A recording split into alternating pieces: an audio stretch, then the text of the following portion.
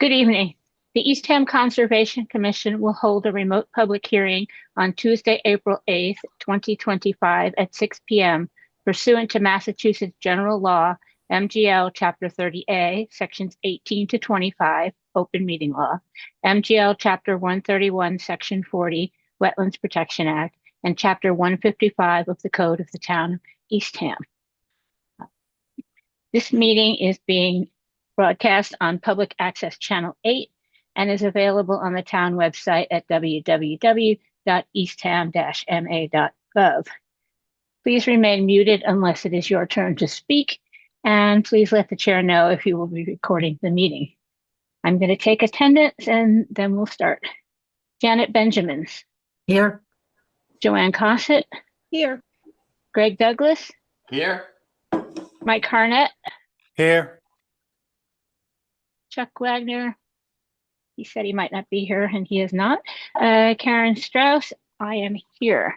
So first up tonight, we have a public comment.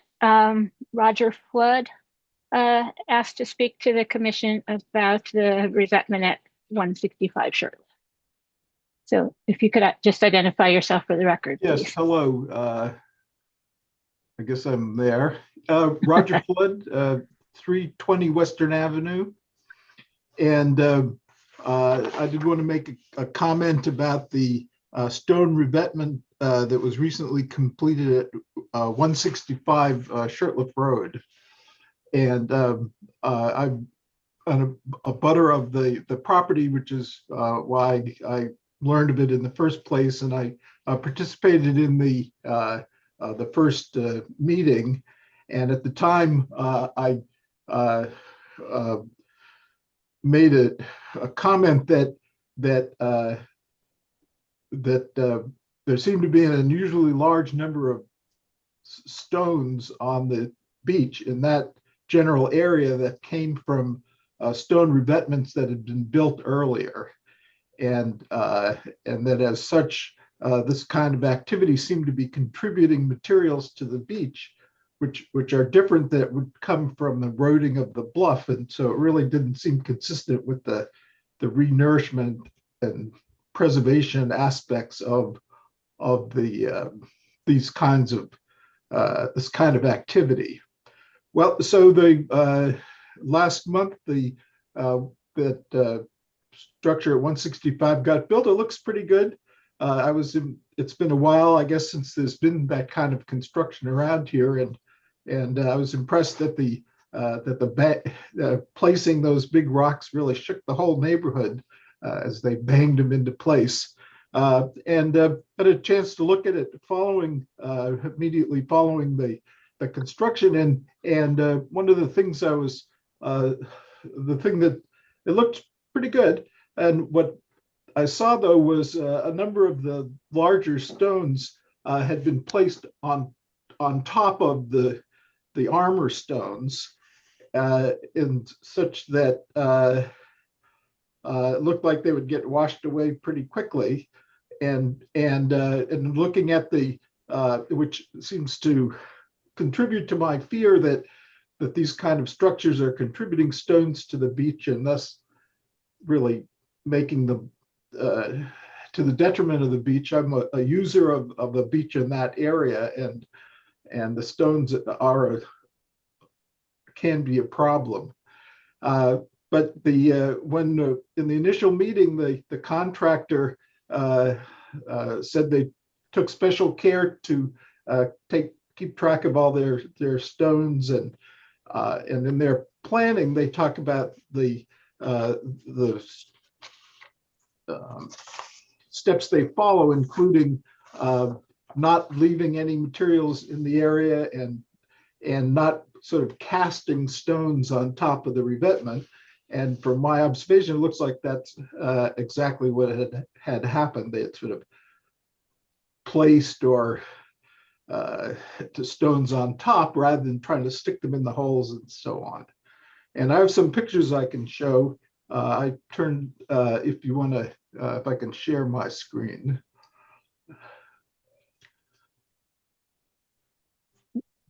Wayne, can you sort that out?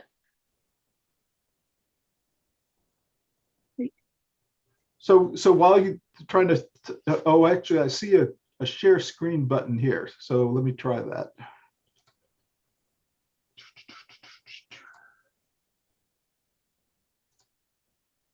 Okay, so these are so I wrote a letter and gave it in yesterday, and these are two number 14 and 16 are two of the notes on the plan, which meant sort of related. One is the first one that they say that fill any spaces or gaps with the stones by fitting them into the spaces around there, and that placing or dumping stone chips onto the slope is not permitted, the space. And then the other one is that all the materials that it wasn't used shall be removed. And so so this is a picture of the revetment looking towards the north, and the as I say, it looks pretty good, stairs and rock, but there seem to be lots of pieces sort of sitting on the top of these larger armor stones, and there are a couple of photos here that are a little bit closer in. I wouldn't call things like this filling chinks or voids. This one, maybe that one. I don't know about some of these, but they seem to be more being almost discarded, really, on top of the structure that was built, moving along. Similar kind of thing. The next slide. A lot of stones that I don't think fall into the category of filling chinks. Some maybe, but and then a third one. Again, a lot of these are more place than on top than anything. If you go to the other side of the stairs, on this side, the north side, it looks a lot different, and there aren't all these small stones over here. So it's almost like they got to the end and had a bunch and put them somewhere. So so it seems that well, so then the structure was covered over with sand, as it's supposed to be, and I just looked at it today, and there's been some of the sand has been taken away as there's been wave action and so on, and I didn't try to count them, but a lot of these stones seem to be gone, and I don't know if they went in the holes or they went on the beach or what happened to them. But it seems that so during the meeting, Bob Perry, I guess, was the representative, and I suggested that they come back after some time period, maybe a year, maybe less, maybe more, to pick up any stones that they find in this whole area, because it really is a detriment to the beach.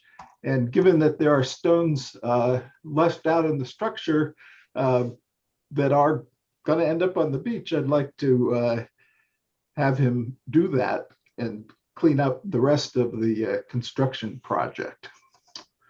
So that's what I wanted to comment on, and can answer any questions. Well, thank you for coming to talk to us. I remember that conversation that you're talking about.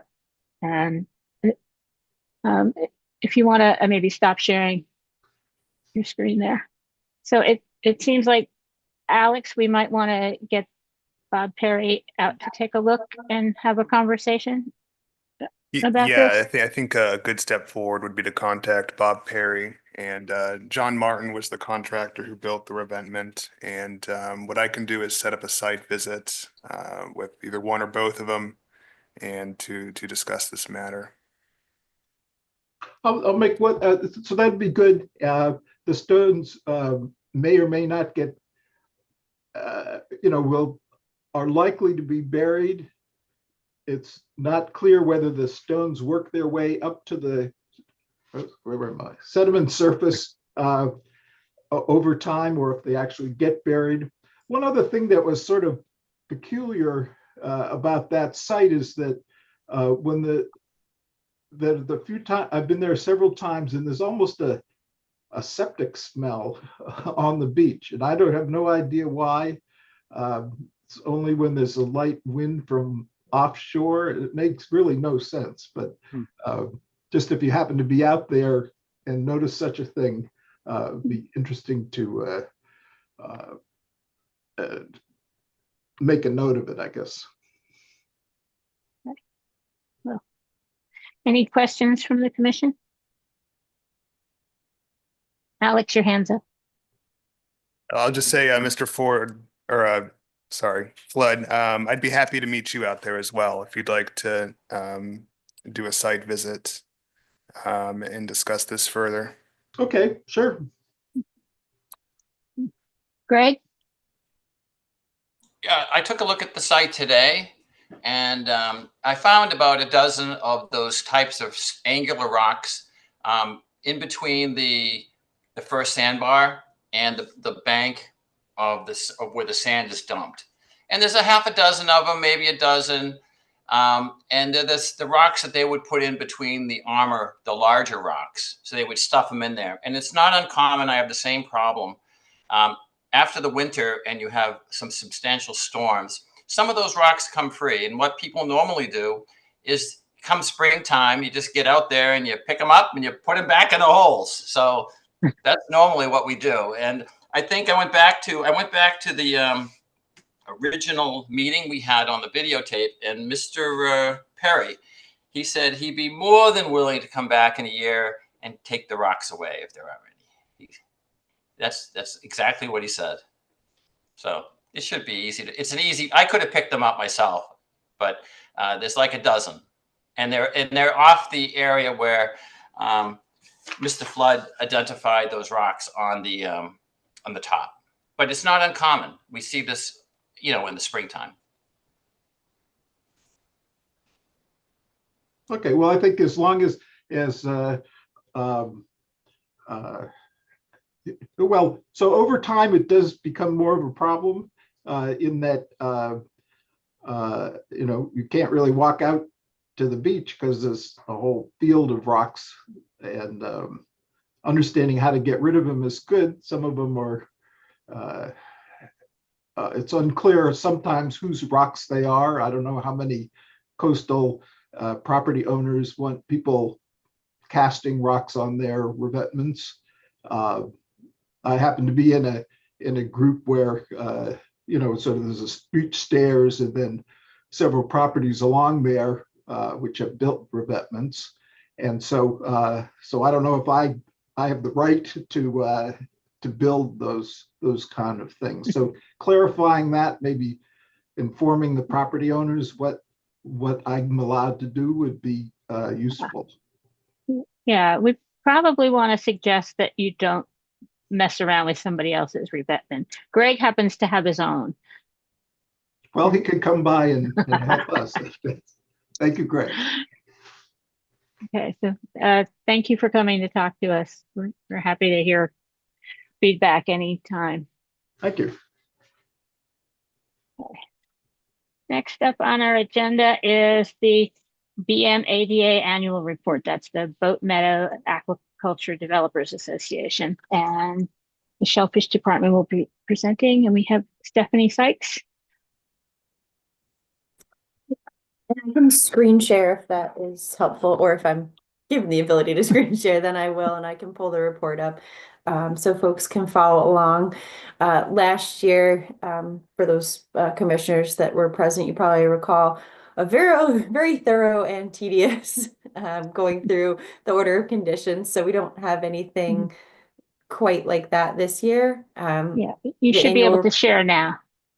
Okay. We'll see. Okay, thanks.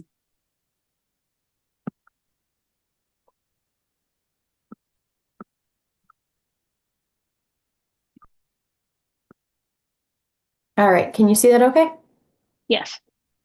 All right, so the Boat Meadow Aquaculture Development Area, or ADA, driving program report. So per our order of conditions, this is our annual report to the Conservation Commission. I will note we have had a few staff changes over the past couple years, so bear with me. I'll answer as many questions as I can, but a few of these pieces we've pulled together as a team of staff, accommodating some of those changes that have taken place. So we have a list of what's included per the order of conditions. So we had 18 grant holders licensed, 15 vehicle users, 18 trucks in total. If you recall, last year it was updated where they could have more, up to 2 trucks, and could use that during a particular time of year. We did address the time of year that the Natural Resources Department and DPW conduct the truck inspections, and we also actually, unrelated to the order of conditions, but we've tried to align everything in our department so that everything is due basically in March. So truck inspections, it's when permits are due. So we even updated a few of the permit and report deadlines for grant holders. So everything theoretically should align and be due, you know, by the end of March for folks, including those truck inspections.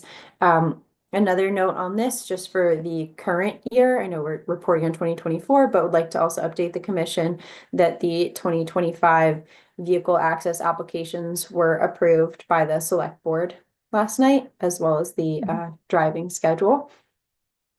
All right, so moving along, so the truck inspections were done twice, so we had a little bit of extra diligence there at the department. Only real issue reported was a flat tire, which is remediated right away. So we haven't had anybody towed off. That's really when we're looking for incidents to be reported. Things like deviating from the route, or, you know, they obviously have equipment just in case they do get some sort of irreparable flat tire and do need a tow, you know, an emergency tow off. But fortunately, we haven't had any such incident. It's been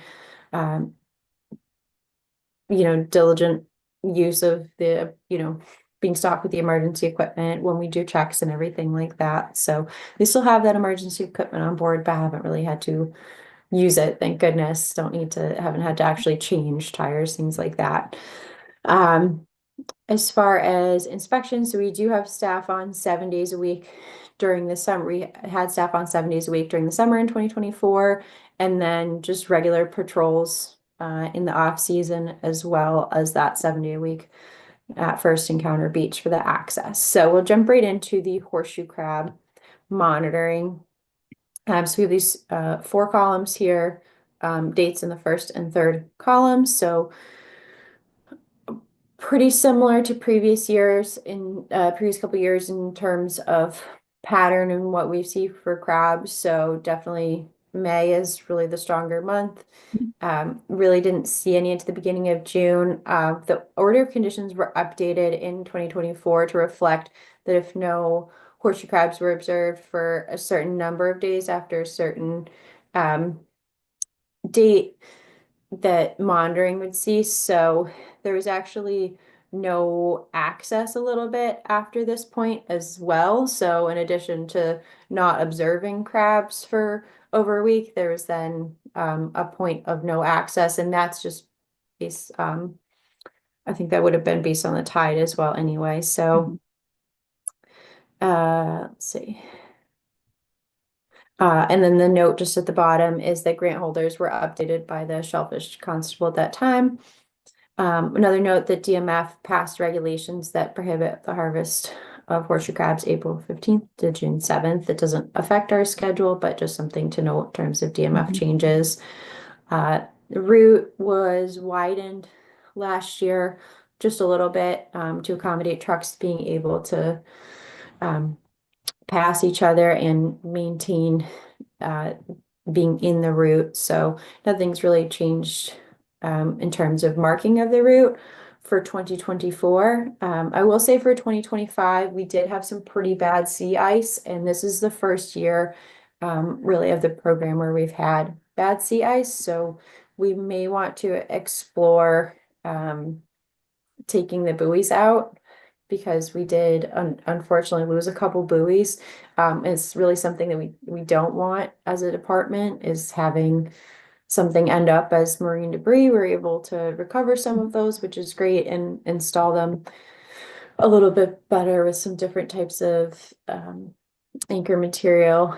But it is something that if we're going to have bad, you know, and something we can anticipate and potentially remove buoys in the future, if we know there's going to be sea ice, and we can look at the weather and sort of predict when would be good. And it's something that we're usually working with Alex anyway to determine if there's a need for emergency access for grant holders or anything like that. Really, the only couple things that I'll address in the next section will be vehicle weight. So 10,000 pounds is sort of a standard gross vehicle weight for a full-size pickup truck.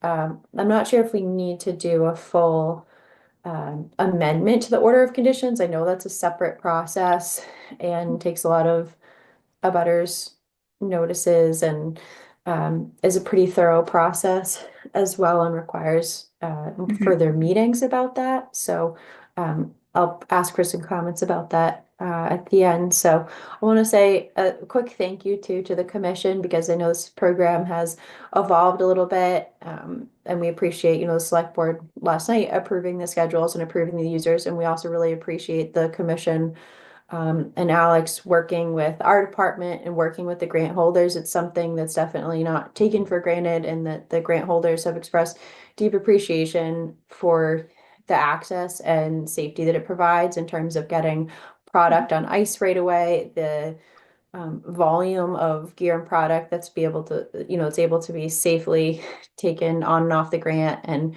when we have sea ice coming in, being able to access with the trucks and actually get a lot of gear off quickly with a truck and a trailer even is something that you could really never do with a cart or a boat. And so the access has been really essential to a lot of those businesses. And we had 18 Vibrio protocol compliance checks this summer. 11 of those were at first encounter. So we're in great compliance with the state as a department for that. And Boat Meadow ADA had no closures for Vibrio.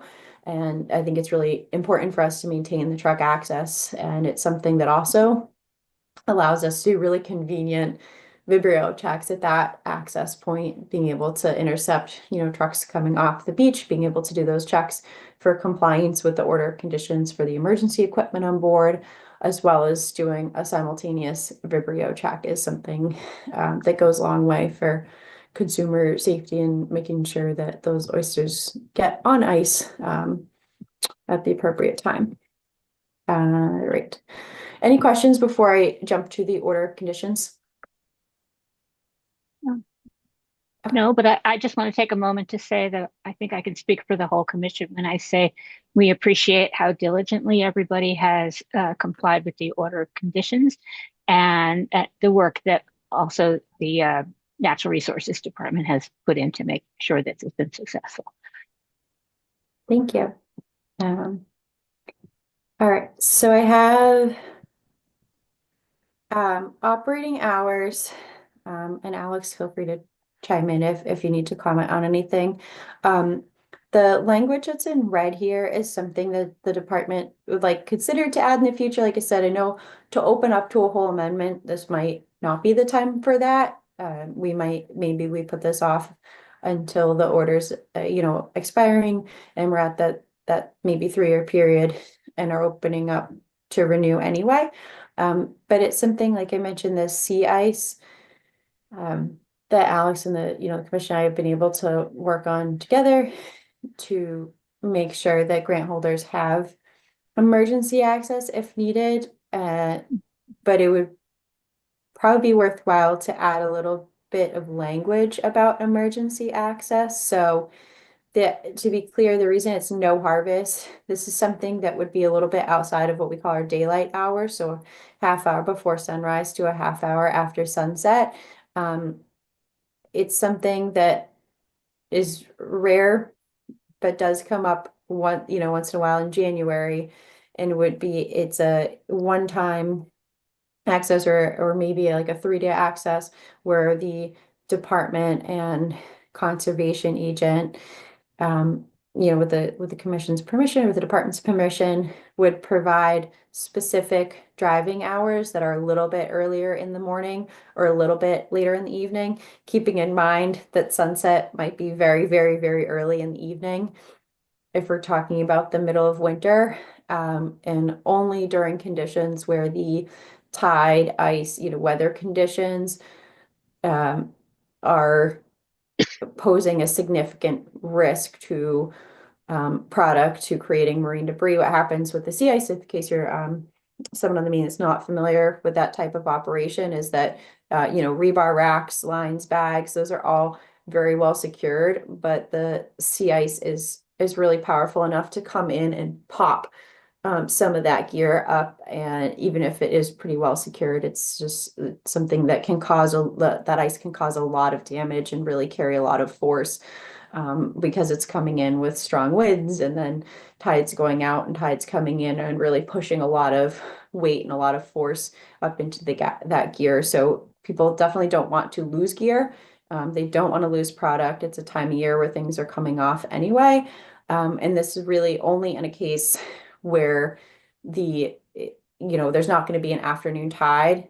The permission is only when the grants would otherwise be inaccessible. So that would be where there's going to be maybe a really early morning tide and a really, a later evening tide, sunsets at 4:30, something like that. And we're trying to allow them to drive till, 6 o'clock at night so they can get a truck and trailer loaded and really get it off the grant, because there might be several consecutive days of tides that are just a little bit outside of that window. And we can really only have accurate weather predictions. I don't know if anybody else looks at a 10-day forecast, 7-day forecast, 10-day forecast. We're big fans of looking at the weather in our department and the tide, since our work revolves around all of that.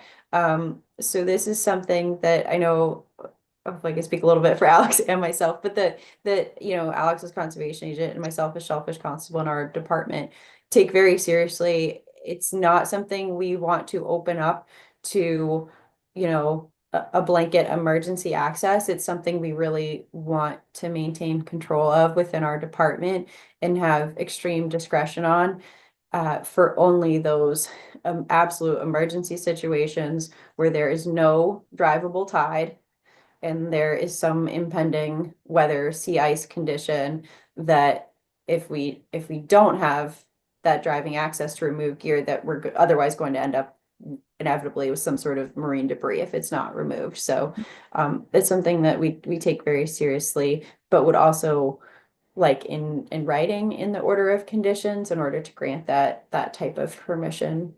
But hopefully that makes sense. And again, that's no harvest, that's specifically for gear removal. Any questions or comments about that, since that's kind of a bigger one? No, but I think that is going to have to take a actual application to change the order. Yeah, okay.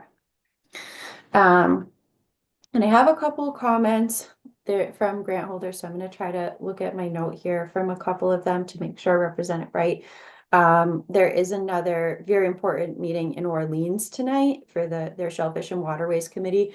They are revamping the aquaculture regulations there. So a lot of our grant holders that would have loved to be here tonight sent a couple comments. So we have had on horseshoe crab monitoring, I already mentioned the truck weight. I know that's kind of a smaller one.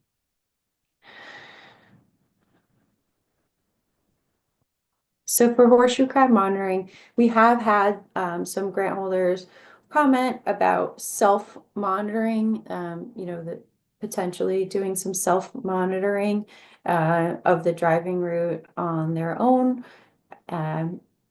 with some comments about their perspective being somewhat similar to the view that we might have walking. They do drive very slowly. And there are some other comments about division of marine fisheries and take of crabs. And then with self-monitoring, being able to move the crabs themselves, or depending on where they are, navigate around that particular location. On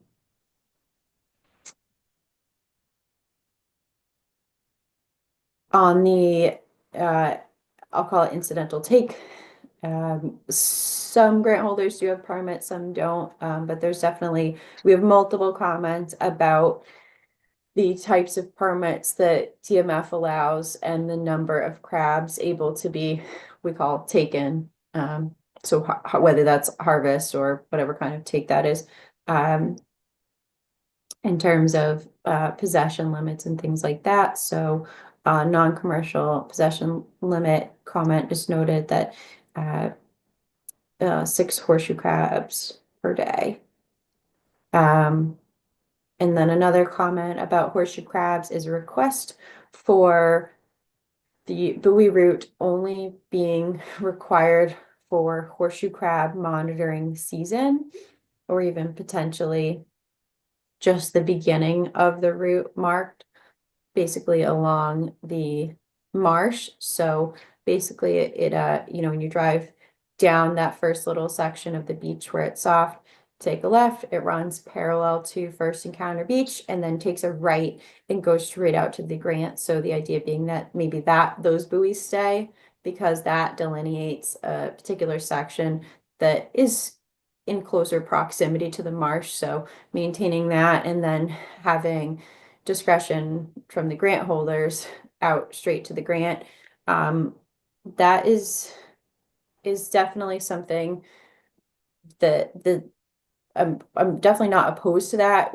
One of the challenges that we've had, because we did have to remark last month and we went out and there are some deeper ruts there, not from driving, but actually perpendicular to the route. And it's just the way the sand shifts on, you know, I was going to say that side, but really all sides of Cape Cod. I'm sure we've all seen that in different areas, but sand shifts and it shifts and our route doesn't shift.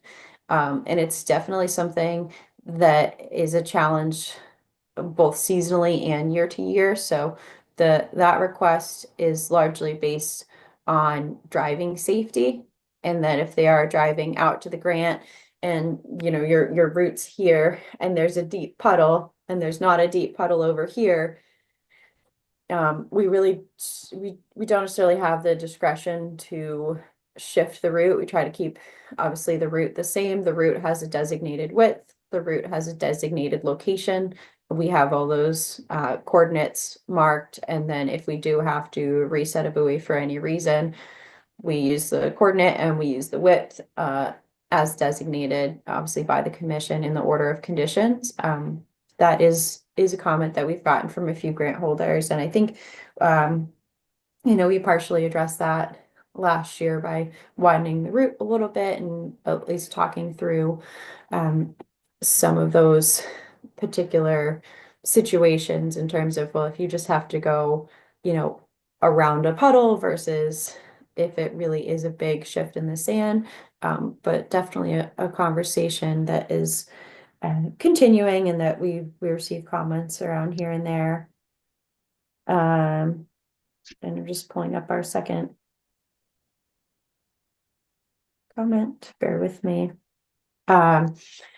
This is more pertaining to the schedule. So for anybody not familiar with how we develop the schedule, we have what we call our summer driving schedule. Doesn't actually go in the summer. It covers a couple seasons. It is May through September. So May through September, we look at the tides for the months of May and June. The schedule is determined both based on horseshoe crab monitoring. Obviously, it's a requirement, and is also developed with input from the Recreation and Beach Department. So the select board approved the schedule as submitted last night. There were some requests to drive later. I'm providing these comments just at the request of grant holders, knowing that I know that's not the commission's place to make a determination on the driving schedule itself, that authority does lie with the select board. But we did also obviously relay to the select board as well, and some of the grant holders did directly. There were requests to drive after 9 a.m. in the summer. So after beach stickers are required, this year is June 21st. You'll see the schedule reflects that 9 a.m. Cutoff point for access. And then Memorial Day weekend was one. They have had access depending on the year for Memorial Day weekend. This year it is the Recreation Beach Department would have been fine with morning access. It just happens to be that it's a later afternoon tide. And there's usually a lot of beach activity around late afternoon, sunset for different things. And it being a holiday weekend, it was decided and then approved by the select board to not have access for Memorial Day weekend. So that was maintained. And we still got a couple of questions and suggestions from grant holders that couldn't be here tonight to bring it to the commission's attention as well. And then there were some requests just in general for afternoon access. Again, understand that decision lies with the select board, but obviously happy to receive and pass along any input from the commission, or if the commission would like further information, I'm happy to provide. But for a couple of reasons, one, just general access to the grants, and the beach, may or may not be busy depending on the day.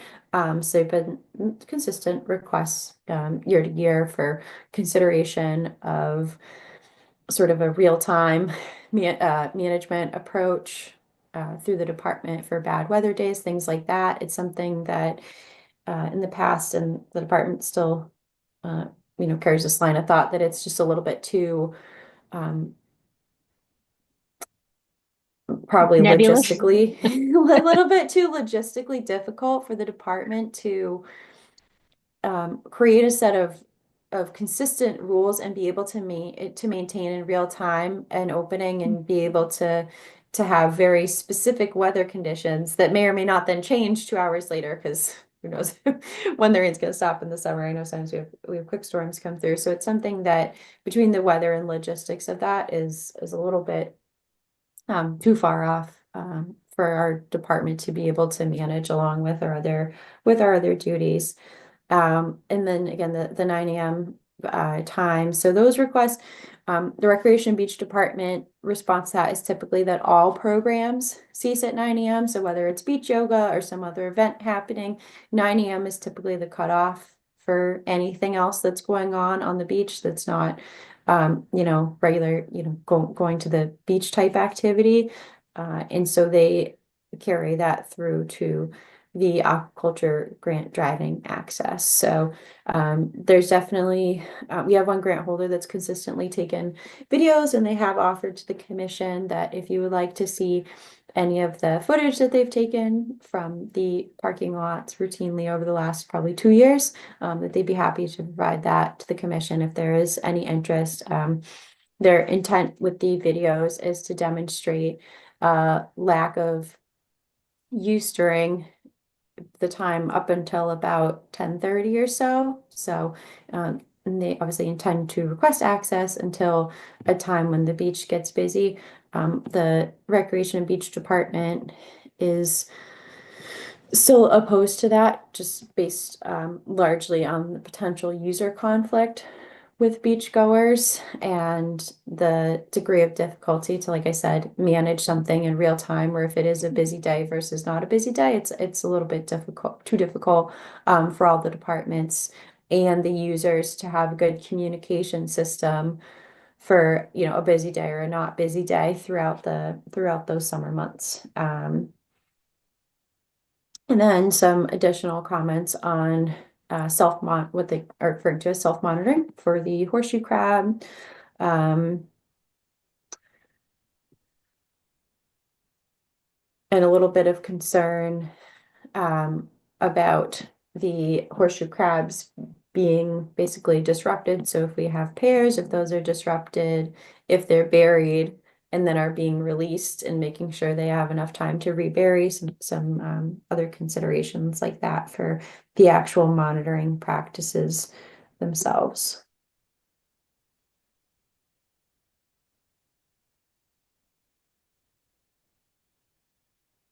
I think that hopefully that summarizes most of the grant holders' comments. Again, we have several that do care very much about this. It's just I probably would have been on the other meeting tonight too if I weren't here. I would be in Orleans at that one. And it's a very important meeting that they're on, but they do really appreciate this program and appreciate the privilege of driving and how supportive it is to, human health and safety in terms of Vibrio, and also just access and convenience for them as small businesses.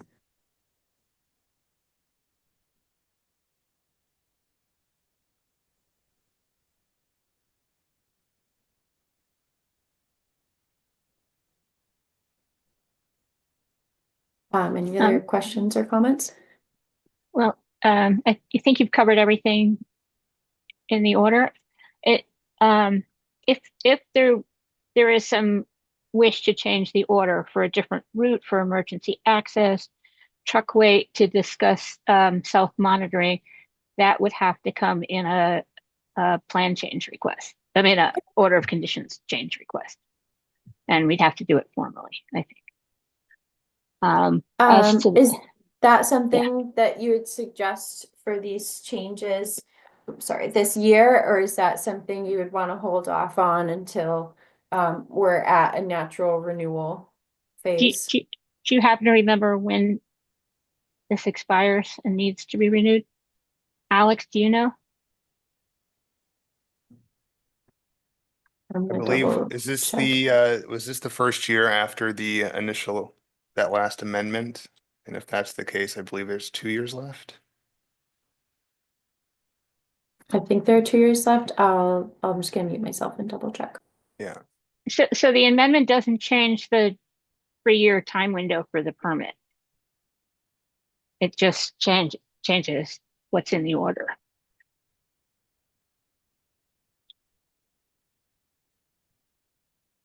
Yeah, and I kind of lost track of the dates on that one. As for the beach access, I think that's firmly in somebody else's jurisdiction. And that it's not ours, so we should stay out of it, I think.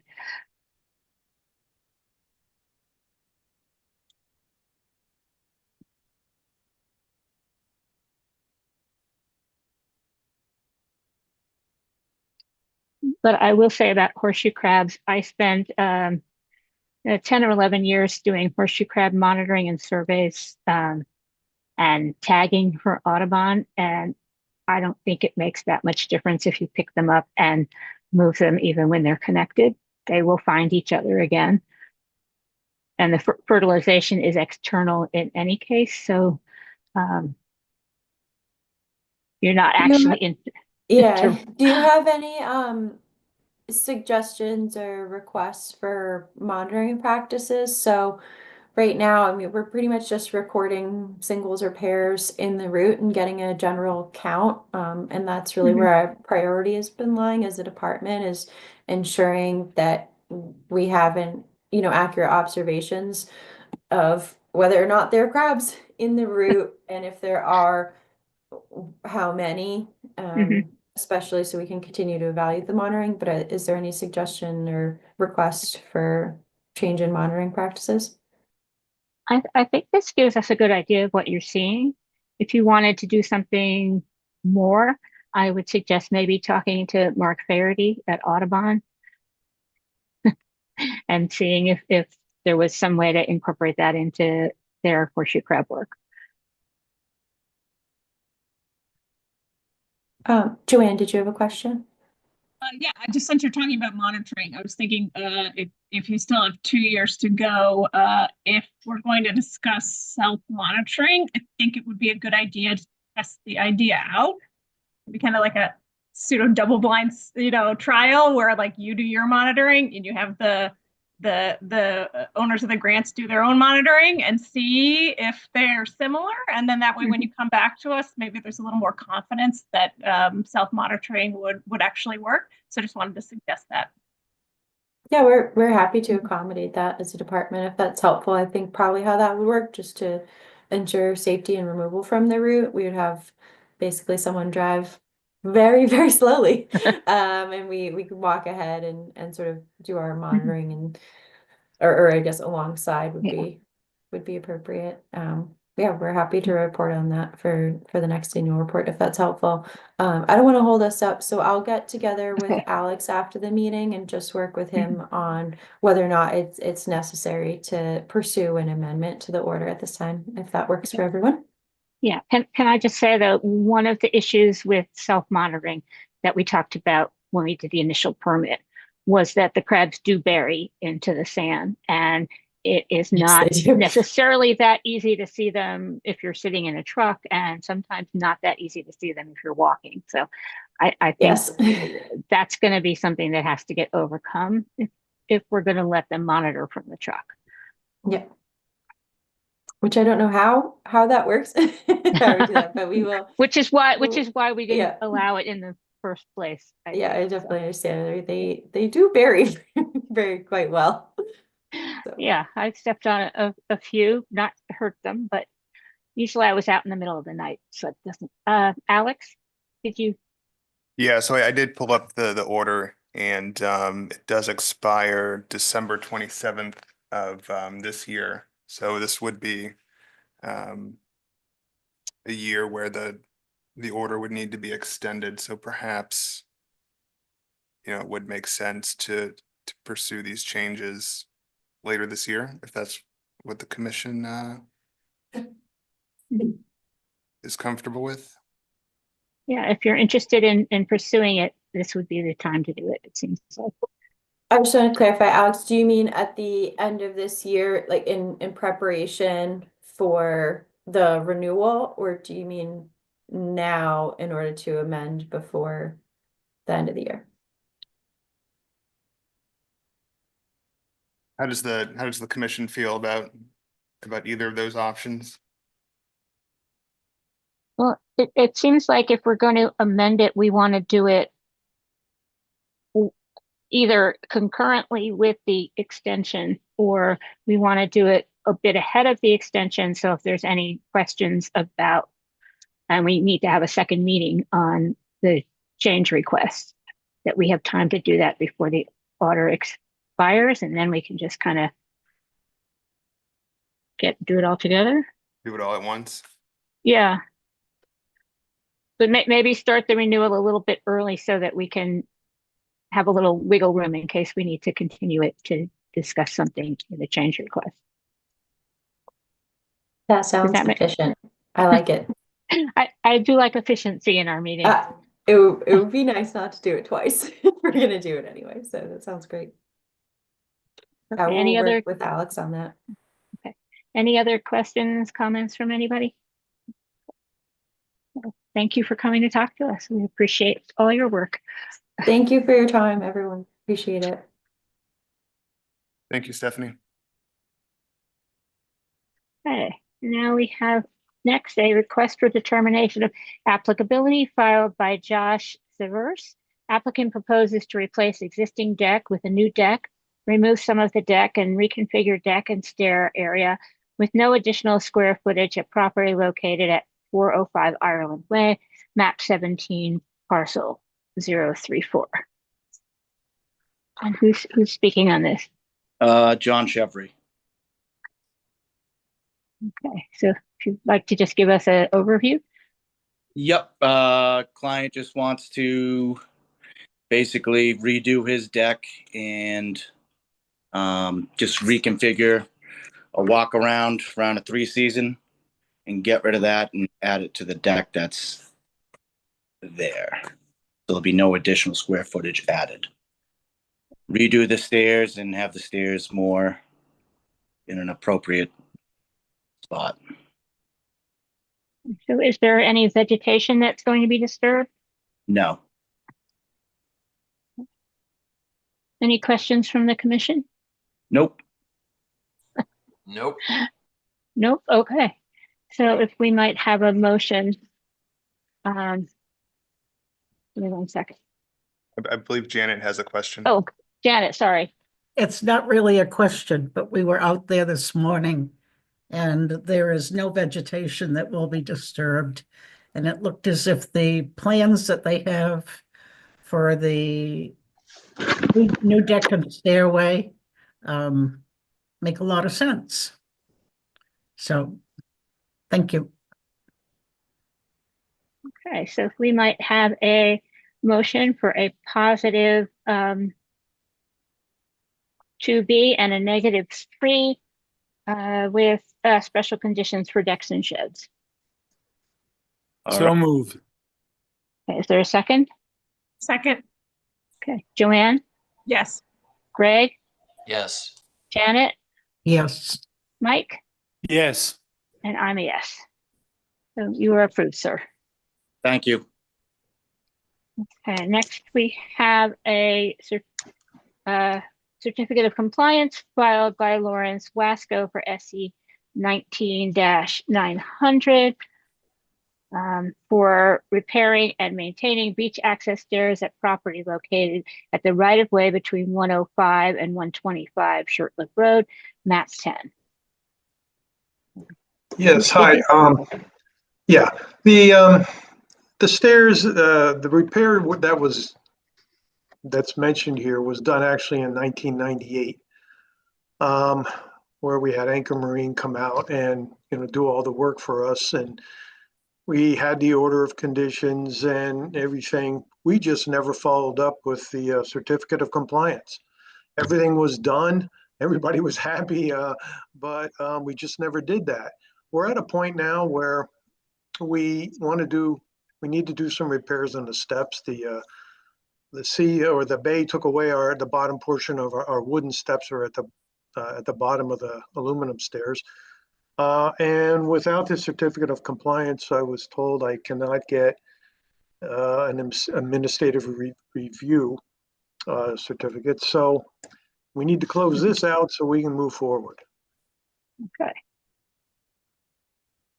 All right, so I know that some of the commission was out there for a site visit. Does anybody want to speak on that? What you saw?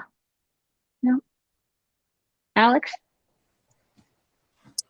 Yeah, we were out there this morning and, the stairs look as they are presented on the plans. There was, let's see. There was a note on the plan regarding the stabilization plantings and ensuring that there wouldn't be any erosion underneath the stairs. So we did take a look at that and, it looked good. There was minimal erosion, if any, under the stairs, and, the vegetation that was planted back in 1998 seems to have done really well. So I didn't see any issues with issuing a certificate of compliance for this project. There is a condition in the order that speaks to some native plantings. I would recommend the commission issue that as an ongoing condition if the applicant wishes to do additional plantings around the stairs in the future.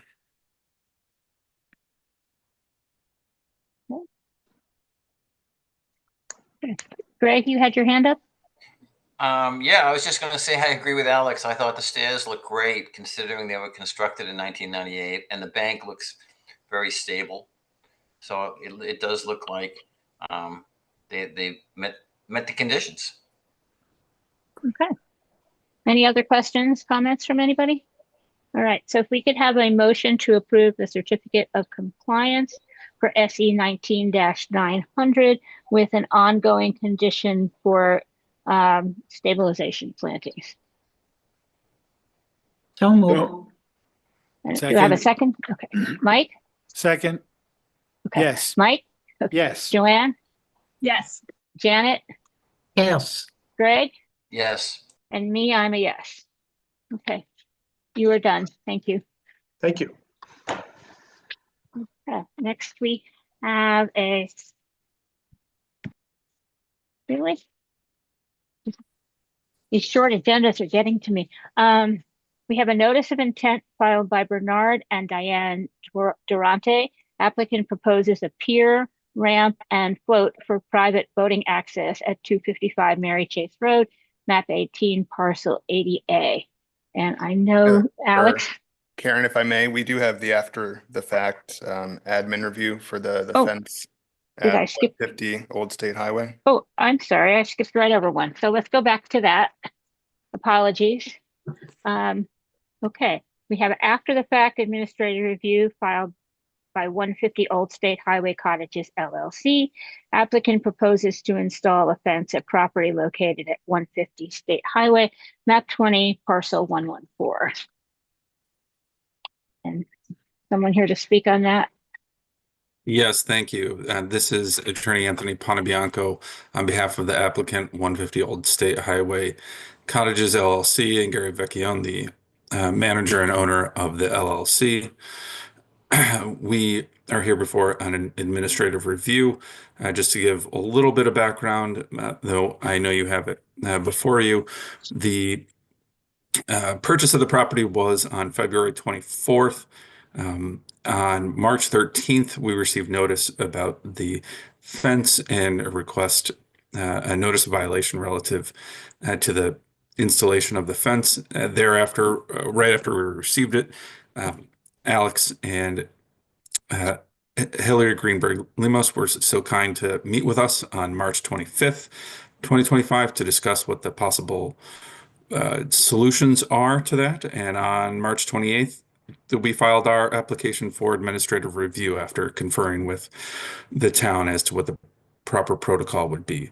We think very nominally here, as you see from our application, that the fence in and of itself is a minimal disturbance, and we look forward to more permitting before the Concom. I know we have another meeting coming up relative to the septic installation.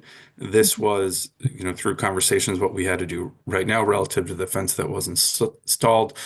It being relative to the, I'm just going to pull it up if I may, to our application. 6x6 posts put into the ground. There was no machinery performed in doing so. The panels don't rest on the ground. We think it's a very minimal disturbance in putting those few posts into the ground. It's about 40 feet from the where is it? 40 feet to the marsh and about 70 feet to the town cove. And because of that, we are required to go before and ask for administrative review according to Alex. And so that's what we're here for, and happy to answer any questions relative to the fence or project in general. But what we're here for tonight is strictly related to the fence and the administrative review. I understand that there was a site view today, and that should have hopefully answered any questions that you may have had, but we're happy to talk about it as well.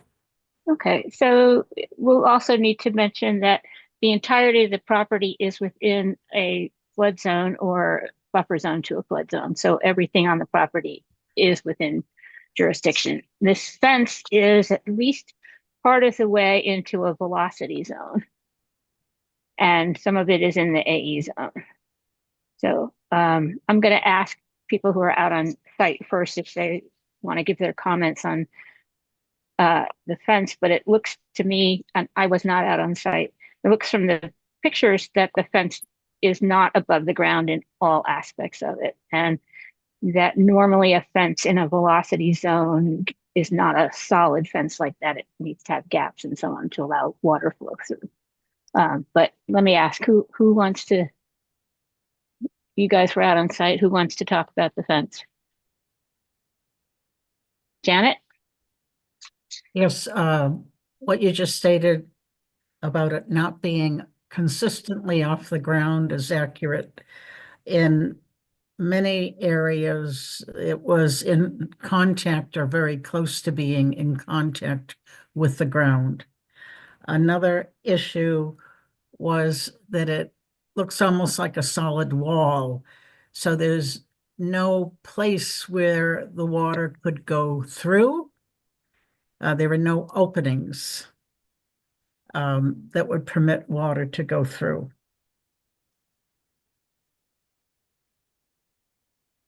Those were two of the major things that I saw. Mike or Greg or Alex might want to add some other things. Greg? Yeah, I mean, the fence is not off the, is flush with the ground in certain areas. And I think there might be an issue with the flowage of water in those areas where it doesn't seem to be in any way flexible or porous, or it would seem to me that it could trap water. So it could be a problem because it is in that flood zone. If I may address that, it certainly would be something if the town requests to have clearance between the bottom of where the fence is to the ground. I think there's a few inches along the sort of, if you're looking at the fence, what I would say the western edge, even though that's technically, I think, the eastern edge. But if you're physically looking at it, there's a couple inches on the lower left-hand side, and it's a little narrower up on top. There certainly could be more area dug out between there, between the panel and the ground. There's nothing wrong with that. Hey, Anthony, I just wanted to add this. There is a work order in with Landmark Fence, the installer, to lift that fence so that at a regular basis or a more exacting height of 3 to 4 inches from the bottom to the ground. So that's in place. So we usually permit a minimum of 6 inches above the ground for fences in jurisdictional areas. And then this kind of fence, because it is in a VE zone, either needs to be designed to withstand the forces of waves in a velocity zone and strong floodwaters, or it needs to be designed to allow floodwaters to flow through it. So it's not a wall where the flood hits. And I understand from the cottage 6 in the easterly direction, we can certainly put what I would call scuppers in so that the water comes in, the water goes out or flows freely. That's not a problem. Scuppers, I don't understand. Well, so I was originally going to keep 3 to 4 inches just for aesthetics, but to achieve your goal of water flowing in and out, we could have a scupper like they would have on a boat where the water comes in, the water goes out. It's just maybe you're using a different terminology than I'm using, but we can make that happen. We can create the cuts in the fence to accomplish that. So it'd be like gaps in the Or we fence. can just make that section 6 inches higher than the Well, ground. you're gonna need to do 6 inches higher either way, but scuppers are, I believe, from my boating experience, are very different than let's say you have a wall and a wave is hitting the wall. The water needs to have somewhere to go through, and I don't know how scuppers would work on a fence. And Well, you're probably right. You're probably right. So we could just make that size part of the fence 6 inches above the ground. You're going to do that anyway. I'm talking about the rest of the fence above the 6 inches. What that about? needs to allow water to go through. Greg, did you want to talk on this too? No, I was going to just talk about the scuppers. You did that. Thanks. Yeah. So I'm saying that all fences need to be at least 6 inches off the ground. And then because you're in a velocity zone, you need to have a fence designed so that water can go through it, not a solid fence like this. Because it's going to... Maybe we could make it a picket fence in that section. That would fit the bill. Well, maybe we could table this for 30 days and give us a chance to go to Landmark and see what they suggest to adjust the fence. But we can accomplish what you want. Okay. Just 30 days. Let me pull up the meeting schedule just so we can get a date here. So that would be our first meeting in May would be the 13th. Would that give you sufficient time? I'm sure it would. The reason they haven't done it sooner is because of the weather. It's been raining. But if there's anything else you'd like to add into conditions, maybe now's the time to do that. And we can ask for a site view, what do you call it? A site visit? Site visit. Days? Yeah. Yeah, so we need to know the details of the fence before we issue the permit. So we can continue this until another meeting, and you can come back with fence details for us. Well, my initial thought is that that fence, as far as aesthetically, looks nice. So if you would agree to it, I would remove every other slat or, every fourth one or something. We could have an engineer take a look at it and see what would accomplish. Yeah. Might That I would sug- accomplish it, and it. Mhm. Yeah, go ahead. Sorry, Ms. Strauss. I was going to say, might I suggest that rather than the May hearing, since we're already on the schedule for April 22nd, that we return then. And one of the other alternatives, rather than every other, we've seen in other velocity zones where you have sort of weep holes within the bottom of the fence that provides the flow. To a certain height. Yeah. Yeah, something that allows the water to break up the fact that this is a solid wall. Right. Right. And that would provide that. Yeah. So we could continue this to the April 22nd meeting. And you could come back with detail. Janet? I'm not sure they completely understand that the whole fence Mhm. would be 6 inches off the ground. Understood. Okay, That's- thank you. So you have the two issues. The fence has Yeah. to be 6 inches and the fence has to be porous enough not to interfere with water flow during a during a storm incident in a velocity zone. Okay, Alex? And then for the portion of the fence that's not in the velocity zone, does the commission want that to also look the same, or is the portion of the fence that's in the 100-year flood zone, can that just be elevated 6 inches above the ground? Well, in the AE zone, it's a different impact because it's not velocity, waves coming at velocity. It's more of a gentle increase of water. So that would probably be okay to stay as it is, as long as it's 6 inches off the ground. Got it. I think everybody would be okay with that. Okay. So we understand the mission. Yes? do. Okay. Okay. So if we could have a motion to continue this to April 22nd. So moved. And is there a second? Second? Okay. Greg? Yes. Janet? Yes, Mike? Yes. Joanne? Yes. And I'm a yes. Okay. We'll see you at our next meeting. Thank you. We'll see you shortly. Okay. Thank you all. Thank you. Okay. Sure. Okay. Now, we have a notice of intent filed by Bernard and Diane Durante. Applicant proposes a pier, ramp, and float for private boating access at 255 Mary Chase Road, map 18, parcel 80A. And Alex, I know there was some concern about the engineer not being able to be here. Well, let's see. I know we had a prior meeting before this Conservation Commission meeting. Mark, are you here with us tonight? I don't see anybody like that on our list here.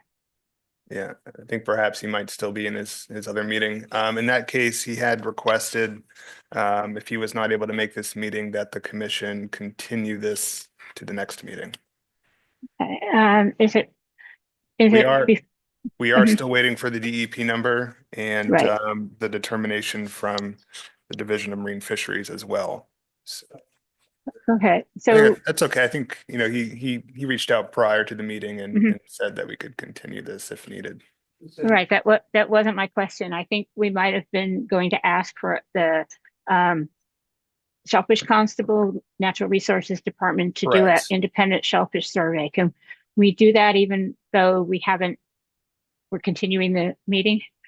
I think that would be okay. When Mark filed this with us, he knew that it was going to be a possibility that the Shellfish Department would be doing their independent survey of the limit of work.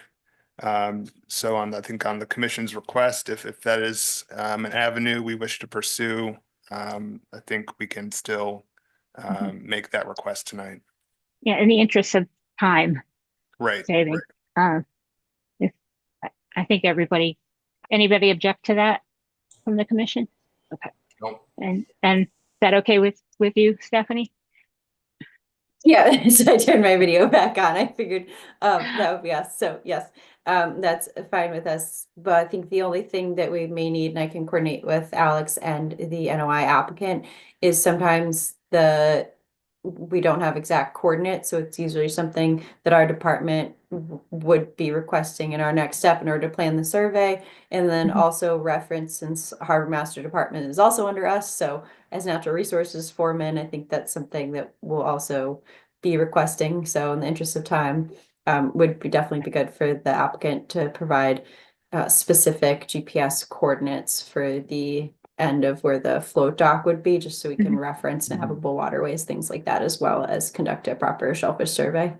Okay, I think Alex can facilitate all of that. Stephanie, I can coordinate that with you and reach out to Mark Burgess for those coordinates. Okay. And I do want to say that I know we have a number of people here who wish to speak on this project, but since we are continuing it until our next meeting, which is April 22nd, and not opening the hearing for discussion, I'm going to have to ask if you could come back in 2 weeks. And I do apologize for that, but the engineer was not able to be here and we can't have a discussion without that. So if we could have a motion from someone on the commission to continue this to April 22nd. Motion to continue to April 22nd. Okay, is there a second? Okay, Janet? Yes. Greg? Yes. Mike? Yes. Janet? Yes. Joanne? Yes. And me, yes. Okay, so, yeah, all right. Next we have minutes from March 11th, 2025 and March 25th, 2025. Does anybody have any comments on the minutes? Okay, if somebody would like to make a motion to approve. Motion to approve. And a second? Second. Okay, Greg? Yes. Joanne? Yes. Mike? Yes. Janet? Yes.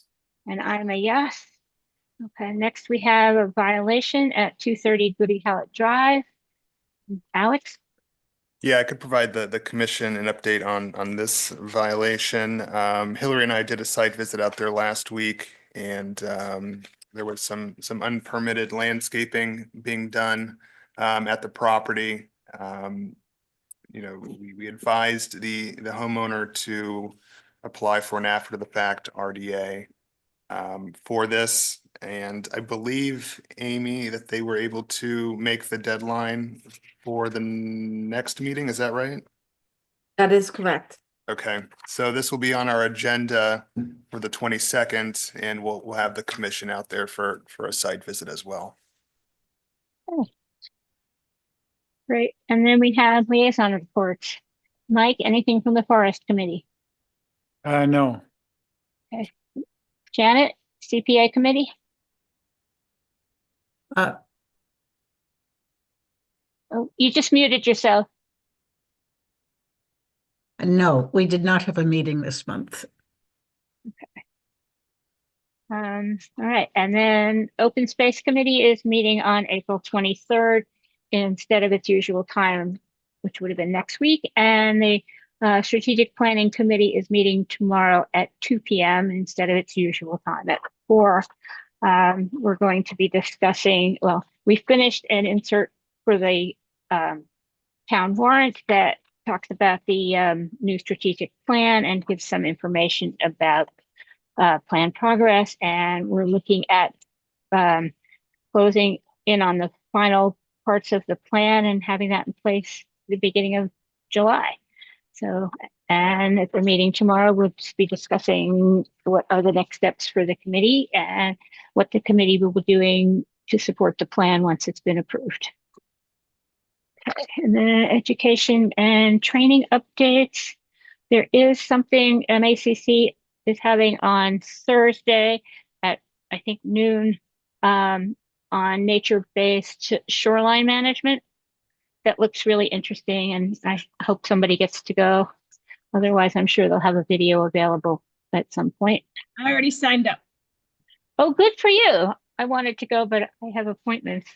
Okay. Any other educational and training opportunities anybody wants to mention? No. Okay. Okay. Other discussion. 157 Brownell Road, and I'll ask Alex if he can give us a synopsis here. Yeah, I just wanted to check to see if Mr. Moot was able to join us this evening.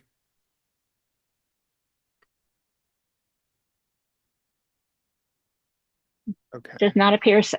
Okay. So yeah, I wanted to include this on our agenda this evening, just to keep the commission updated on a dwelling on Brownell Road. And for those familiar with the location, this is the ocean side of Eastham, and there is an eroding bluff within close proximity to the dwelling. Myself and Susie Barker with the health department have been communicating with Mr. Moot, expressing our concerns. One of the septic system, which is getting pretty close to the top of the eroding bank, and then the dwelling as well, and the well. So we've requested that Mr. Moot get a plan together and to pursue the proper permitting needed to mitigate this issue. I've attached a plan in my staff report. This was a plan from 2013 for a proposed well and sewage disposal system. And as you'll see, in 2013, the 100-foot from the top of coastal bank delineation on that plan is more or less where the top of the coastal bank is currently observed on the property. So if you do the math, there's pretty significant annual erosion occurring at this property. And I'm not sure what the property owner's plan is here to address this issue, but I wanted to have the commission to have the opportunity to discuss this property. We were out there this morning for our site visits, and to potentially request a deconstruction protocol from the property owner in the event that an emergency order needs to be issued to either remove the house or the septic system before it ends up on the beach.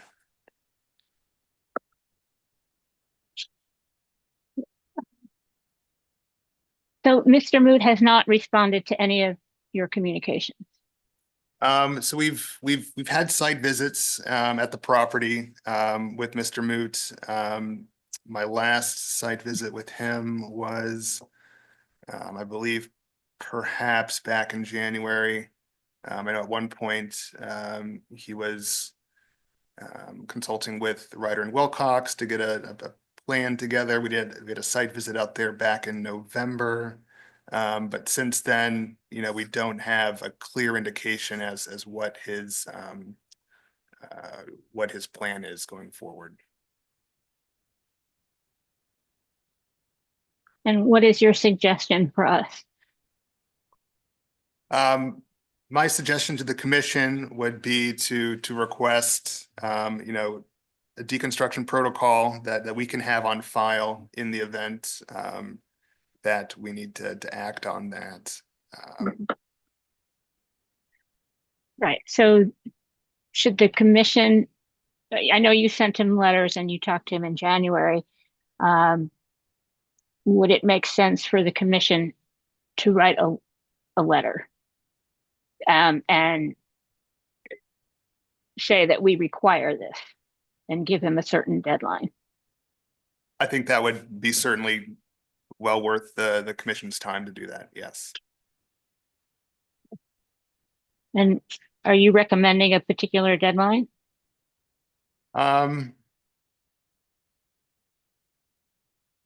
I recognize that getting that protocol together may require some time, perhaps 60 days. I mean, that's just me Mhm. thinking off the top of my head. Do you have any input on that, Hillary?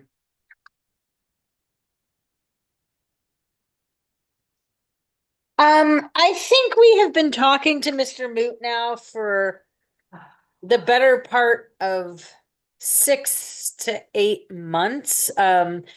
He's also ordered to appear before the Board of Health at our meeting next month. So this should not come as a surprise that there's extreme concern about this site and this property and the erosion. So I think 60 days at this point would be generous.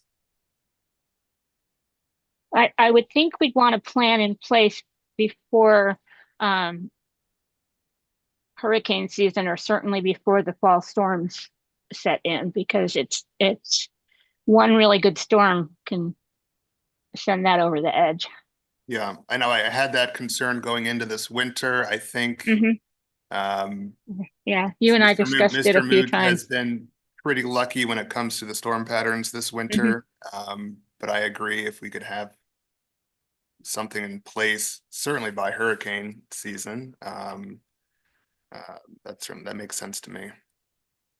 Okay, can we send him a letter that says the commission requires that you submit a plan within 60 days for the demolition of the house, septic, and well, in case of an emergent situation?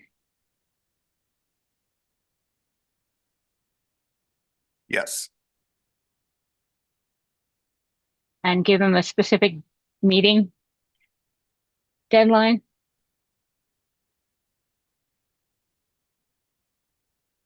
I'm just looking at our calendar here.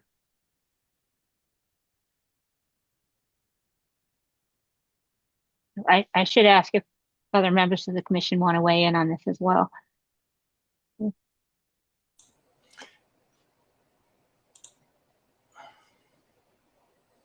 So that would be like the first meeting in June? June. So I believe our first meeting in June is The on 10th. the 10th, right? Yeah. Yeah.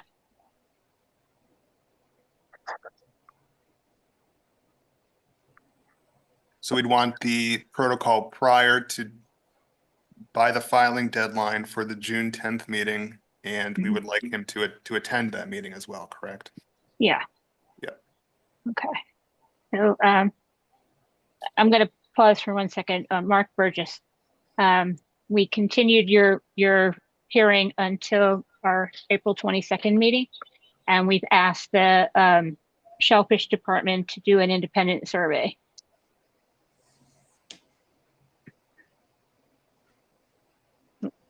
Okay. And Alex will be in touch because I think they want GPS coordinates of the dock endpoints and such.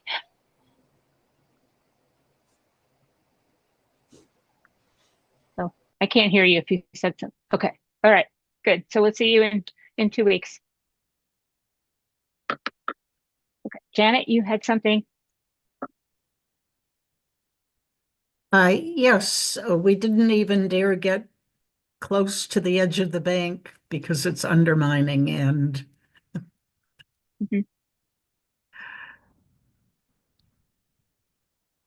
Yeah. Mark has a question on Zoom. Oh, okay. Okay.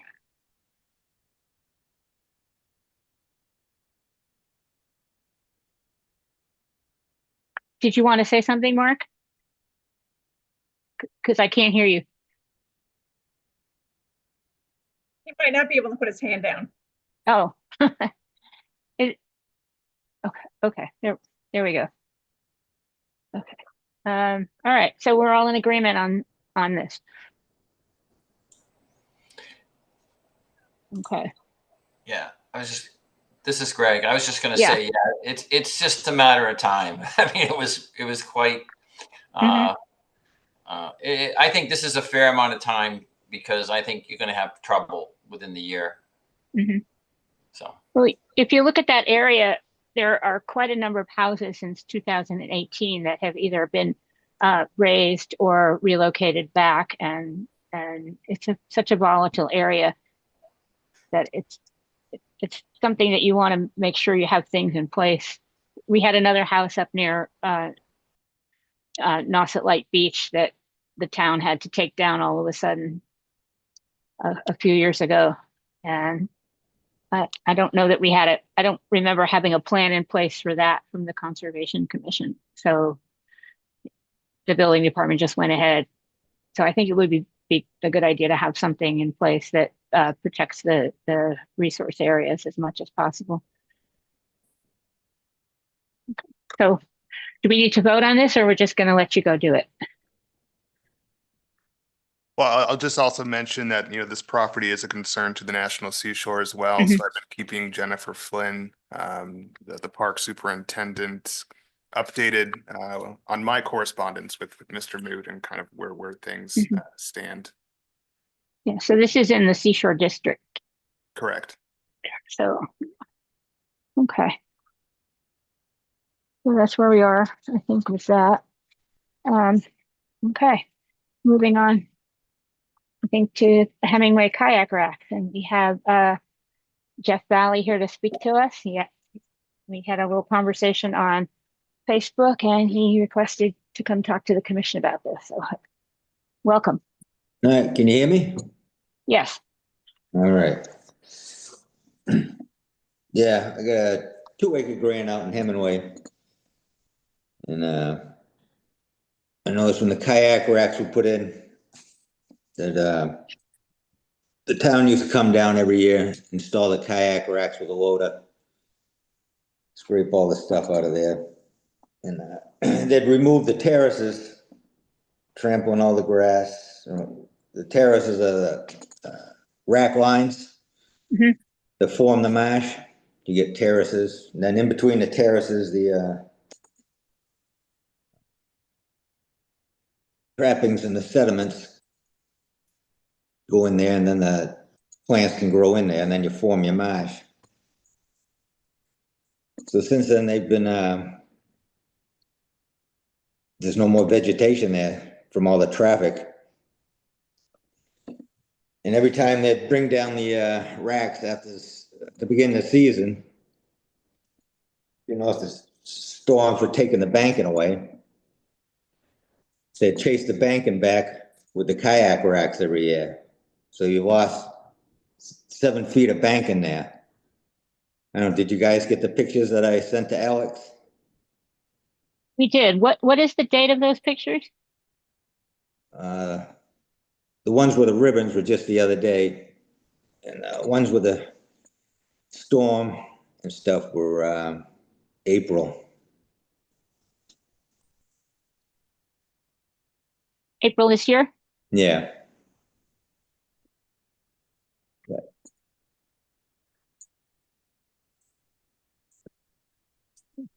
So anyways, we need to, I don't know, you got to get them out of there or something, because you got that bank is undermined. There used to be vegetation all the way across that banking. There used to be goldenrod, high as your waist. When they put them in there, they put them right on top of the beach grass. And it's just eroding away. You can see where the, such pictures of the 9/11 memorial there. They're building their own little breakwater there because of the erosion that's occurring. And if you look on either side of the kayak rack, you won't see any erosion per se, because there's grass there and plant life that absorbs the wave action. And that area is, all the runoff comes down from Skiff Hill there into the parking lot. And, so all the runoff comes down in there. And that bank in there, it's a big Rosa rugosa bush, actually, big long one there that goes to the parking lot. That stops a lot of the runoff from coming down in there. And now it's all undermined. So pretty soon, it's going to be gone. It'll be another beach renourishment for you. And then all the runoff's going to go right into the marsh. The Division of Marine Fisheries test there for the red tide. So you need to stop the runoff from going in there, or everywhere. I know in 2001, 2010, they did that Mass Estuaries project, and they identified all these areas that needed, you know, that were a problem. And the ACCP rates Hemingway Landing 2 years ago, they rated it as acceptable with ongoing protection. I don't know what the rating is now. But I know on my grant, I have a 2-acre grant out there. The whole bottom of the grant was loaded with mussels. One of my stipulations was that I had to supply the DMF with mussels for sampling. And because of the nitrogen that's getting so bad in there, the whole thing got taken over with sea lettuce, soured the whole bottom. So now it's nothing. It's like 6 inches of mud there, and just the bottom's just dead. The whole marsh is being covered with patches of sea lettuce. Sea lettuce comes in and it dies, grows, dies, kills the bottom. You got big algae mats all over the clam flats. There's no more clams out there, steamers. You got 16 grant holders out here. We're down to like 6 months to make a living now, because the rest is closures. I talked with the biologist there when they call to close the place. You know, the salt pond's a problem because you got all the cysts in there. And once that takes off, comes out into the cove, and then you get your rain and your runoff, which contains all the nitrogen that fuels the red tide. So the red tide takes off even more and more. So it's lasting longer and longer.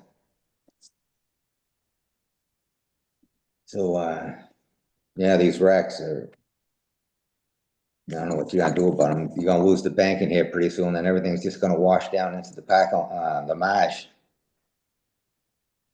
You get the seashore. They had the town put the rocks down there because they didn't want people on the other side of the landing, because they were destroying all the vegetation there. And I sent you some all the pictures on that side. You can see where it's all growing now. All the cattine tails are coming back. The grass is coming back. And there's one picture there I showed during that storm in April. You can see where all the waves pushed all the stuff up to the cat-nine tails that stopped the erosion. Same on the other side of the kayak rack. There wasn't any erosion because you had the vegetation to, you know, stop the wave action. And then you got the rocks they put down the ramp there to stop people from driving over there, I guess, with their kayaks. Put them so far down now that people are dragging their kayaks over the peat bank that you're trying to save with the marsh grass that grows on that. So now you got 10 feet of dead bank in there where everyone drags their kayaks over. So I'm gonna ask Stephanie Sykes if she wants to respond to some of what you said. All right. I'll try to address a couple things, and I know we're at past 7:30, so I'll try to just say a couple points. And if you have further questions, I can provide additional feedback. I just wanted to clarify, before the racks were there, vessels were left on the ground, which the department has a little bit more concern about them being directly on the ground. We believe it's a better solution to have them stored in the racks. Jeff has some great points about the racks being moved. It's something that I think is a very valid concern with heavy equipment, and we have challenges with that in other sensitive areas of town where we need to get in with heavy equipment. Those racks have been stationary and not removed seasonally since at least spring of 2023. When I started, and I confirmed that, I believe, with the harbor master. So the racks are there year round. We don't remove them seasonally. We don't use heavy equipment. Water quality, 100% huge issue, something that we're overly familiar with as we're the subject of many meetings with DMF. When we have statewide meetings, it's an early closure, it's a long closure. Just on that note, on behalf of the town of Eastham, we do have some ongoing water quality projects and are aware of that issues. It largely affects grant holders, especially. I mean, it affects a lot of different users, but especially the folks that either wild harvest or, you know, have an aquaculture grant in the Nauset Marsh system. So Nauset Marsh, Town Cove, or anybody that may recreationally shellfish at Salt Pond. So we have stormwater restoration projects ongoing, including Hemingway Landing. I don't think the kayak racks specifically are the biggest issue there. I think Jeff really hit it with the salt pond and some of those other system-wide issues with runoff that we hope to manage through the stormwater restoration and other projects. He's correct. Yes, sampling is done weekly, so we keep a supply of mussels and take mussels and water samples from 2 locations, Hemingway and Salt Pond, and provide them weekly to the Division of Marine Fisheries. So if the commission is, or Jeff, if you're interested in any further data, the Department of Natural Resources is happy to provide that data, you know, to anybody that may request it for water quality. What was the last thing? Seashore. So we have concurrent jurisdiction in that area with the National Park Service. At our last meeting, that was a bunch of different town departments. Hillary or Alex, feel free to chime in if you have anything to add. But one of my big concerns with that is exactly what Jeff said about the recession of the marsh. So it was requested that a biologist look at that, because we did, like Jeff said, we had the rocks installed, so those very large boulders. We had somebody drive around the boulder at a particularly low tide. So it continued, that only I think happened once, but it's an issue that we continue to manage. And I think a lot of that recession is, you know, kayaks being piled up on the side of the marsh. So request 1 is for a biologist to look at that area. And make an assessment on the recession of the marsh and what needs to be done for restoration, because it is very sensitive habitat. And I mean, I'm not a marsh expert, but I mean, it doesn't look good, and it will get worse if the amount of use continues on that very sensitive habitat. Along with that request was, you know, the idea and possibility of staking that out to prevent further erosion, recession of those areas where people might be inclined to put a kayak, which is not, it's not marked off that if you drive, you know, your car down there and you offload your 2 kayaks and you drive up the street to park your car, there's nothing that says you can't put your kayak there. So that's something that we're exploring in that concurrent jurisdiction with the National Park Service, is what's the best way to protect that area and allow some of those grasses that are a little bit, you know, closer to the water line. So that's going to be below the kayak racks. I know the subject is the kayak racks, but just to address those concerns around the marsh, because that is something that's obviously going to be of concern to the commission as well as the park biologists. Yeah, that was a concern. The boats not on the kayak racks, the extra boats just lying around on the vegetation and everywhere. That was a concern for the commission when we had this discussion about a year ago. And we do still have, I should note, sorry, just to make sure I'm accurate, we do have a few vessels, you know, kayaks, canoes, things of that nature that are permitted with vessel storage stickers that will be on the ground. And those are including Jeff's, I think. Those are specifically, for folks like Jeff that are aquaculture grant or commercial shellfish permit holders. So it'll be, Yeah, and I can add that the stormwater management issues are in the 5-year strategic plan that we're finalizing soon, and Hemingway is one of the targets that the town hopes to get to within that time frame, along with Salt Pond and Collins Landing.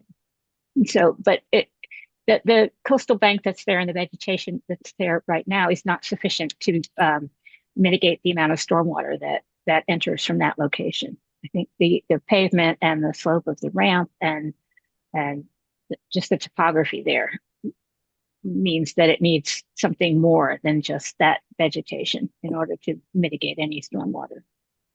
So the town has been looking at that and prioritizing it. So let's say that. Yeah. So Stephanie, you're saying that the biologist is gonna be looking at in front of the kayaks to see what's going on, that area?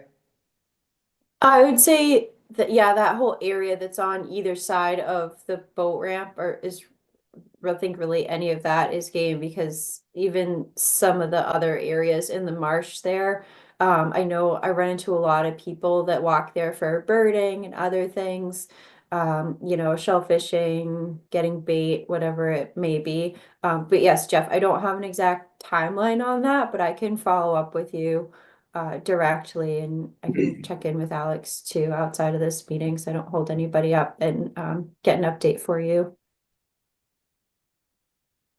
So is it the commission's assessment that there's no erosion going on there?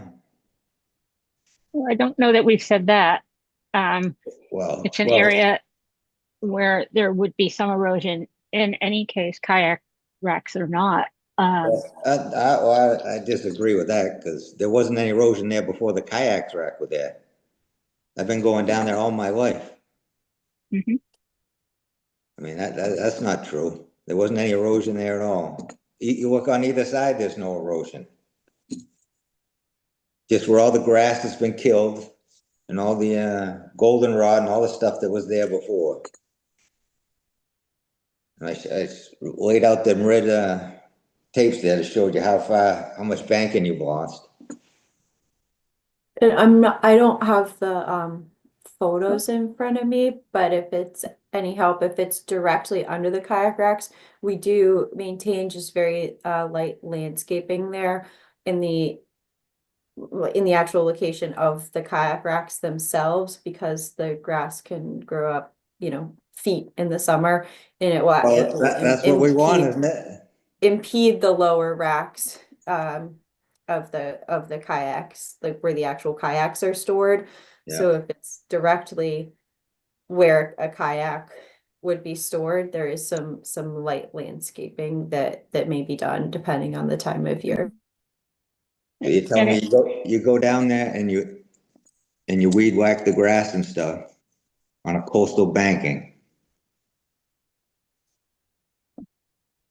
Is that what you're saying? So directly where the under, like, if it's, I don't know how high the first rack is off the ground, but it would be cut back, it would be right below basically the first kayak level. I understand what you're saying. What I'm saying is that sounds insane that you're removing vegetation from a coastal banking. That's eroding. Does that make sense? If that's the commission's preference, we can let it be and let it grow up We into hear a lot of racks. talk here. We don't hear any talk about removing the racks and putting them somewhere else and allowing that vegetation to revegetate there to stop the erosion. Well, without the racks, there's a balance between having the boats up on the racks and having them laying directly on the vegetation. Well, that's what I'm saying. Which they had been, and some of them still are, but they had been prior to the racks going in, and getting more of them off the ground was better for the vegetation than having them all lying along the entire marsh edge there. There was never 50 kayaks laying on the ground there. You had a few boats to the left that the fishermen used to drag down there. And then they came up with the idea to put kayak racks there. They weren't laying on the ground. 50 kayaks weren't laying on the ground. Quite a lot of kayaks laying on the ground before the racks went in there in the summer. No.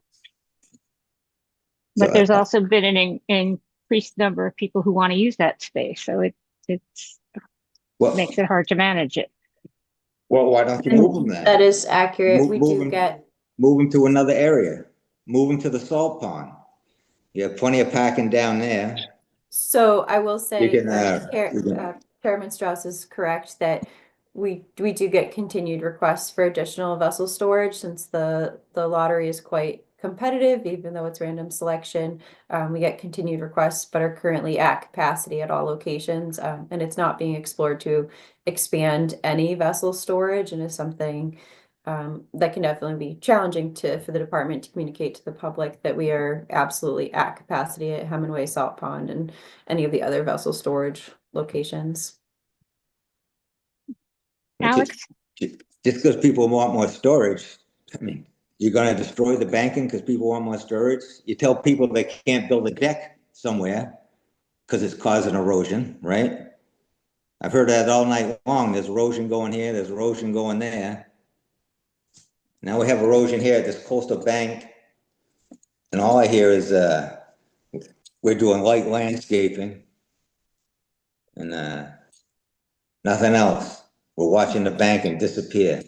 Okay, I'm going to ask Alex to jump in and then Joanne.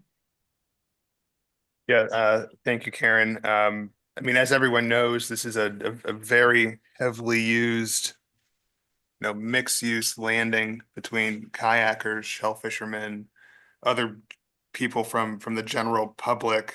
And, it is these kayak racks that are being used as Karen mentioned, to keep those kayaks off the marsh grass. Because I think that's certainly, in the best interest of that landing, is to have some organization to it.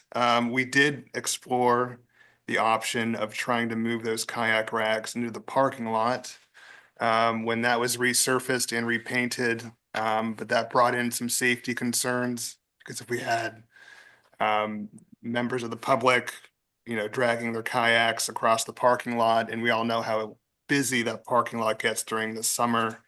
At the end of the day, we decided that would pose a pretty significant safety risk to have, the kayak racks in the parking lots. We have tried to explore, other locations to place these racks at this landing, but it's tough. Perhaps it's something that can be explored in conjunction with the stormwater management reconfiguration. Joanne? Yeah, I just want to say I'm not a fan of the racks. I do think there's a lot of human pressure on that area. But I think when we talked about it last year, it was like, we need to keep an eye on it. This is the lesser of two evils. I hear what Jeff is saying, though. I think it is something we have to watch. I'm very concerned by what he's saying about potential changes to the ecosystem or damage that's very difficult to repair.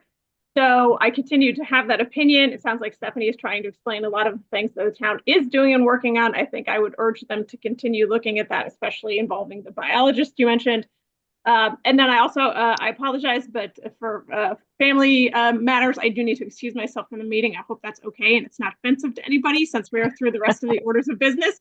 But just wanted to put my 2 cents in there. I don't like the wrecks either. I don't like the damage that's being done, but that's a very popular place in town and people will continue to go there. So I still see it as the lesser of two evils right now. Thanks, everybody. Thanks, Joanne. Okay. Any other comments from the commission? Stephanie? I'll wait to hear from Alex, but if I have to sign off as well, apologies. But if there are any requests from the commission for our department to have, say, scheduled photos or anything of that nature, I know it's that was maybe brought up, was having, photos from the same location, things like that. We're definitely available to continue that and assist with any monitoring that's needed. I think that was in the discussion in the order of conditions for the kayak racks last year. It was conditioned, yeah, to having the annual report. And I know Mike sent along some images, from this last year. Perhaps we could, I can discuss with Stephanie, the best way to present and to track the erosion. I mean, the pictures are good, but in order to track it throughout the year, do we want pictures taken, conditioned an annual report, but do we want them taken throughout the year? Perhaps that would be more beneficial for the Department of Natural Resources and for the Conservation Department to track that erosion.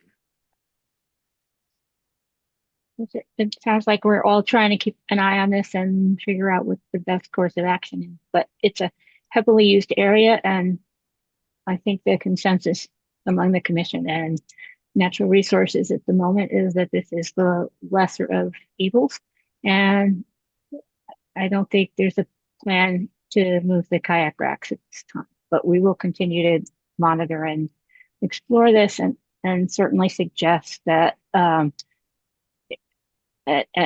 solution might be able to be worked into any stormwater management redesign. Hillary? I was just wondering if the Natural Resource Department had money to hire a restoration ecologist or a biologist. I don't know if we have money for anything. Okay. I can check. I know this fiscal year, no, I don't believe we would have it in our budget for fiscal year 26 either. But I think it's probably worth further exploring that option with some of the seashore staff, or if we can incorporate it. We do have the climate action plan. So if there's any way, something along the lines of the climate action plan, if it's something we want to prioritize in some of those conversations and request, some research of potential resources for funding that are specific to that location, maybe that could be another avenue for some potential solution or resources. And maybe DMF as well?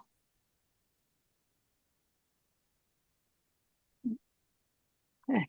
So I think that's all we have time for tonight. And Jeff, I want to thank you for taking the time to come and talk to us. We really do appreciate it. All right, let's stay in touch. Okay. And thank you, Stephanie, as well. Thank you. Okay. Thank you. Thank you, Stephanie. Okay. All right. So that concludes our agenda. Unless anybody has any additional comments, I will ask for a motion to adjourn. Move So to moved. adjourn. Okay. Is there a second? Second, Second. Okay. Mike, Yes. Janet, yes. Greg, Yes. me, yes. Okay. We are adjourned. Thanks, everybody. Thanks, Wayne. Good night, Thanks, Amy. everybody. Night, everyone. Thanks, Karen. Good night.